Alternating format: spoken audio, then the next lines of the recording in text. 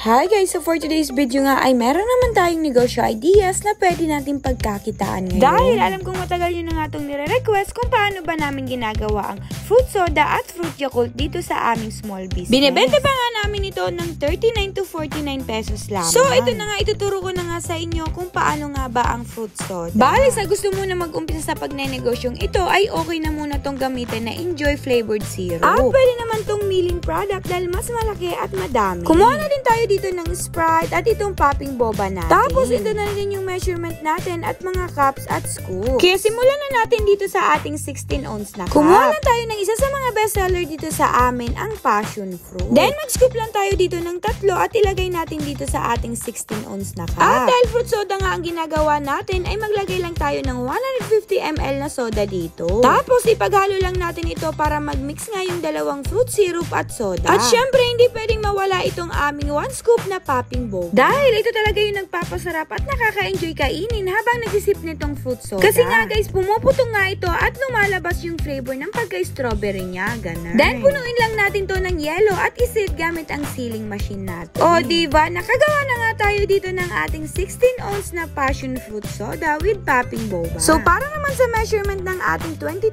ounce na cup ay ganito lang yun mga. Kumuha lang tayo ng flavored syrup sa kung ano nga ang gusto ng ating customer. Then mag-scoop lang tayo dito ng 4 at ilagay nga natin dito sa ating 22 ounce na cup. Tapos nasa 200 ml lamang ng ating Sprite or soda. Ipaghalo nga lang natin ito at lalagyan ulit natin ito ng ating 1 scoop lamang ng popping boba. Tapos nasa 45 pieces lamang ng yelo hanggang sa mapuno nga itong cup. After naman yan ay saka natin ito i-seal gamit ang ating sealing machine. Pero kung wala nga kayong sealing machine guys, dahil nag-uumpisa pa lang kayo ay okay na muna yung mga plastic lids gaya nito. So ganun nga lang guys gumawa ng ating fruit soda na pwede nating mabenta ng 39 to 49 pesos lamang. Kaya ang next ko naman na ituturo sa inyo ay kung paano nga ba itong fruit Yakult series natin na pwede din mabenta ng 39 to 49 pesos. Kaya para sa 16 ounce na cup na measurement ay maglagay lang tayo dito ng 3 scoop ng fruit syrup. Same pa din naman ang mga measurement ng scoop kada cup pero ang nagkakaiba dito ay yung paglagay ng Yakult. Dahil ang ginagawa nga natin dito ay fruit Yakult nga ito. Ganun. Kaya naman i-boost na nga natin dito para maihalo na nga sa fruit syrup natin. Tapos lalagyan naman natin ito ng 1 scoop lamang ng ating fruit jelly. At saka natin lalagyan ng napakaraming yelo at kaunting tubig para punong-puno talaga ito. At sa 49 pesos lamang ng ating 22 ounce na cup ay same pa din ang measurement gaya nito. 4 na scoop lamang ng ating fruit syrup at isang Yakult pa din. Tapos ipaghalo lang natin ito at maglalagay pa din tayo dito ng 1 scoop lamang ng ating fruit jelly. After nga yan ay pupunuin lang natin ito ng yelo para mas refreshing talaga. Pero kung sa tingin nyo nga ay di pa nga ito puno ay dito naman tayo maglalagay ng kaunting tubig hanggang sa mapuno nga ang ating cup. Then saka natin to i-seal gamit ang ating sealing machine. O diba, ganun nga lang guys gumawa ng ating fruit soda at fruit Yakult dito sa aming small business. Nasa halagang 39 to 49 pesos lamang ay afford talaga ng lahat. Kaya kung nababala nga kayo magnegosyo ng ganito ay i-try nyo na. Kaya yun lang guys, follow us for more negosyo ideas. Thank you for watching. Bye-bye!